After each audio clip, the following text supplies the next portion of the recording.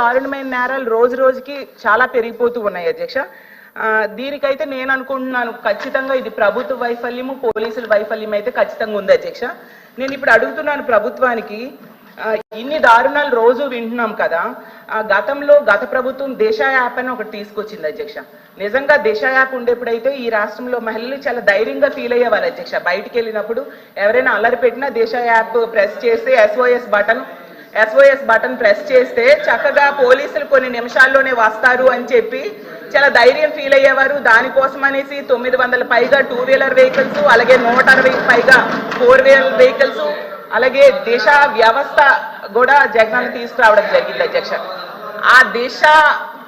ఇప్పుడు ఆ దిశ యాప్ ఈ ప్రభుత్వం కొనసాగిస్తుందా లేదా అని నేను అడుగుతున్నాను అధ్యక్ష. ఒకవేళ కొనసాగిస్తే ఇప్పటికీ ఎన్ని కేసులు ఈ దిశ యాప్ ద్వారా నమోదయ్యాయి అని అడుగుతున్నాను అధ్యక్ష. ఎందుకంటే గతంలో దిశ యాప్ ద్వారా 31,607 కాల్స్ ని పరిష్కరించారు అధ్యక్ష పోలీసులు. అది రికార్డెడ్ గా ఉంది. మరి ఇప్పుడు దిశ యాప్ అసలు కొనసాగిస్తున్నారా లేదా, లేకపోతే దానికి సమాంతర వ్యవస్థ ఏదైనా తీసుకొచ్చారా?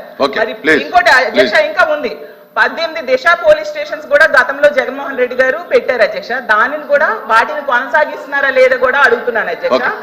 అలాగే